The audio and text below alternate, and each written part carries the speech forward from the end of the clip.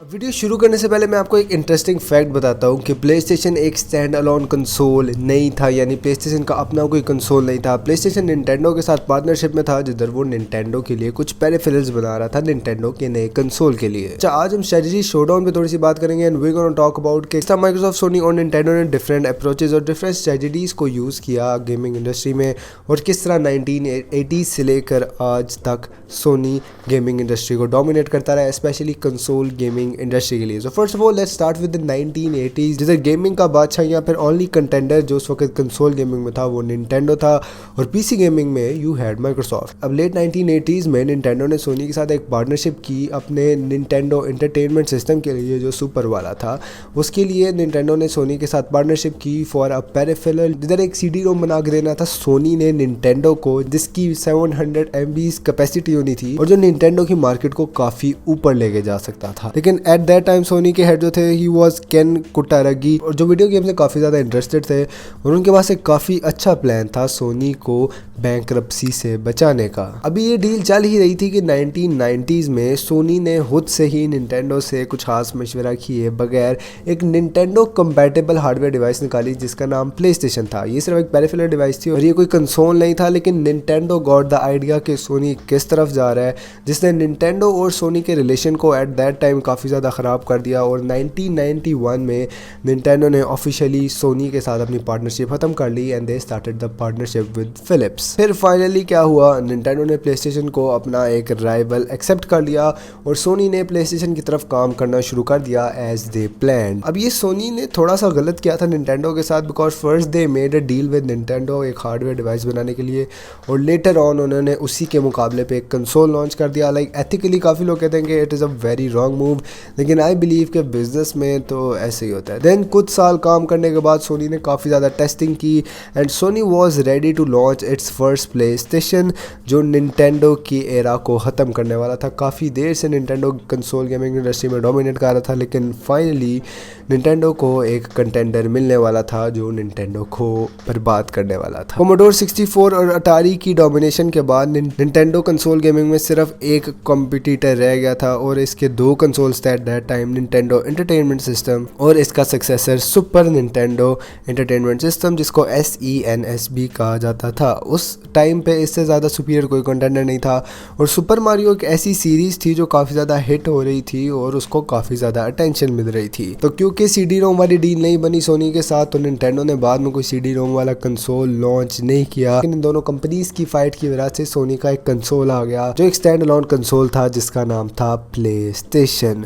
अब ये PlayStation 1 by 1 blockbuster निकाली जा रहा था, और इसके काफ़ी ज़्यादा PS एक्सक्लूसिव्स आ रहे थे जो काफ़ी लोग पसंद कर रहे थे, विच मीन्स के even at the time of PlayStation 1 Sony अपने एक्सक्लूसिव्स की वजह से ही चल रहा था। लेकिन the main point here was के काफ़ी ज़्यादा एक्सक्लूसिव्स आ रही थी, काफ़ी ज़्यादा थर्ड पार्टी गेम्स आ रही थी। लेकिन जब प्लेस्टेशन 3 1994 के एंड में लॉन्च हुआ, तो आहिस्ता आहिस्ता मार्केट उसकी तरफ शिफ्ट होने लग गई and Nintendo was having some serious competition at this time. फिर अभी इन दोनों कंसोल्स का मुकाबला चल ही रहा था कि कंसोल गेमिंग में एक नया कंटेंडर आया, और दैट वाज सीगा। आपको सोनी गेम तो याद होगी, राइट? सीगा ने उस टाइम पे एक अपना कंसोल भी बनाया था। अब ये कंसोल मेकर भी जापानीज जायंट था, और काफ़ी सरप्राइजिंग था कि तीनों जो डोमिनेटर्स थे कंसोल इंडस्ट्री में एट दैट टाइम, जो निंटेंडो, सोनी और सीगा थे, वो तीनों जापान से थे। लेकिन निंटेंडो के लिए कोई अच्छा टाइम नहीं था जा रहा, क्योंकि उसके दोनों कंपेटिटर्स उसके ही मुल्क से थे, और वो इंटरनेशनली भी उनके साथ मुकाबला कर रहे थे और लोकली भी कर रहे थे। एट द सेम टाइम सीगा के साथ, सीगा का जो सैटर्न कंसोल था उसका भी टाइम कोई बहुत अच्छा नहीं था जा रहा, और सोनी प्रिपेयर कर रहा था कि अपने नए प्लेस्टेशन के साथ वो मार्केट को कम्प्लीटली डोमिनेट कर ले। क्योंकि निंटेंडो इस कंसोल इंडस्ट्री का बादशाह था, निंटेंडो अपना थ्रोन नहीं था छोड़ना चाहता, लेकिन आहिस्ता आहिस्ता when Sony dominated from the PlayStation, तो निंटेंडो ने ये फैक्ट एक्सेप्ट कर लिया कि they can not win any more. लेकिन है 1996, 2 साल प्लेस्टेशन के लॉन्च के बाद, निंटेंडो ने एक अपना नया कंसोल लॉन्च किया जिसका नाम निंटेंडो 64 था, जो अमेरिका में काफ़ी ज़्यादा लोगों ने पसंद किया, यूरोप में भी पसंद किया, और इवन आफ्टर दैट प्लेस्टेशन की मार्केट अभी भी कायम थी और इट वाज स्टिल सुपीरियर। 1996 से तक सीगा का जो सैटर्न था वो लोगों ने लेना बिल्कुल बंद कर दिया था, and it was a big flop. और इस टाइम पे जो कंपटीशन रह गया था that was just Sony and Nintendo. लेकिन यू कैन से कि निंटेंडो भी इस वक्त कंपटीशन में कोई खास नहीं था, क्योंकि अभी अगर मैं आपको नंबर्स बताऊं कि उस टाइम पे कितने सेल्स हुए थे, निंटेंडो 64 के 33 मिलियन कंसोल्स सोल्ड हुए इन टोटल,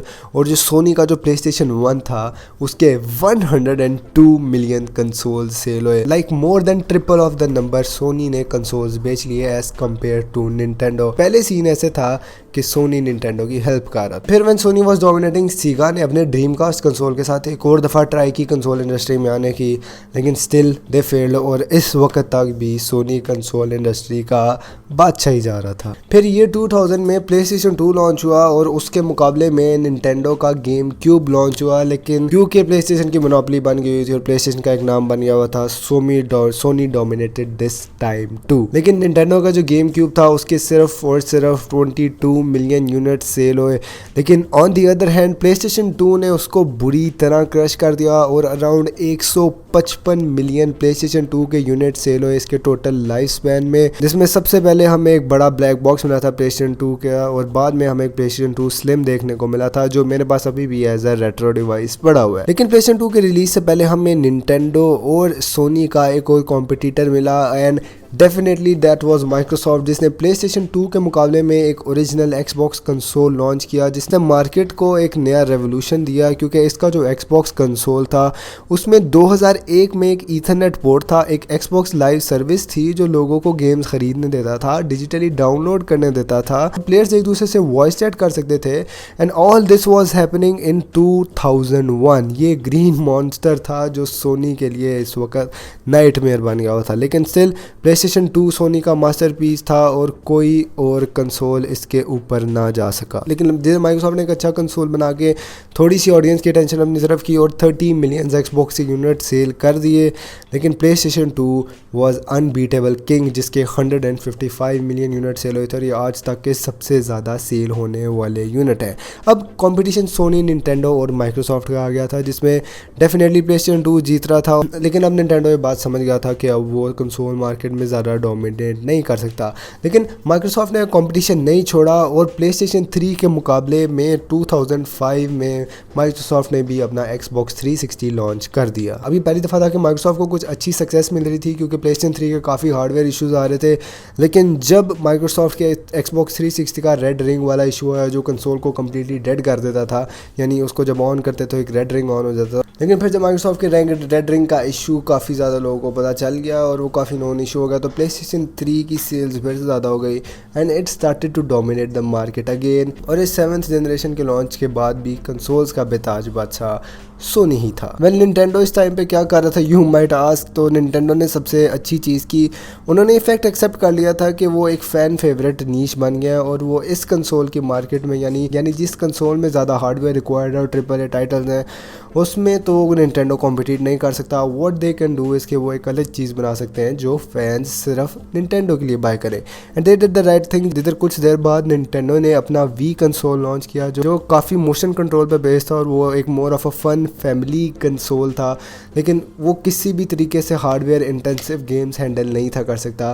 वो एक मोर ऑफ एक फ़न कंसोल था जो सिर्फ निंटेंडो के फैंस के लिए था, यानी इधर निंटेंडो बिल्कुल ही अलग अप्रोच के साथ गया। लेकिन स्टिल आफ्टर दैट सोनी इस कंसोल की मार्केट को डोमिनेट कर रहा था और उसके बाद जब 8th जनरेशन कंसोल्स आए लाइक प्लेस्टेशन 4 और Xbox One, Sony was still dominating. जैसे कि हम सबको पता है PlayStation 4 was a huge success और इसके more than double unit sales हुए Xbox One के मुकाबले। And fast forwarding it to 2021 जिधर निंटेंडो अभी भी एक मुख्तलिफ अप्रोच लेता है अपनी एक फ़ैन बेस के लिए, एक डिफरेंट नीश में जाता है। निंटेंडो ने अभी अपना स्विच कंसोल लॉन्च किया हुआ है and they are having a good sales from that. Nintendo अभी भी एक डिफरेंट अप्रोच के साथ जा रहा है अपनी स्पेसिफिक ऑडियंस के लिए। जिधर माइक्रोसॉफ्ट और सोनी ने अपने सीरीज X और प्लेस्टेशन 5 2020 में लॉन्च कर दिए थे and both are going with a very different approach right now.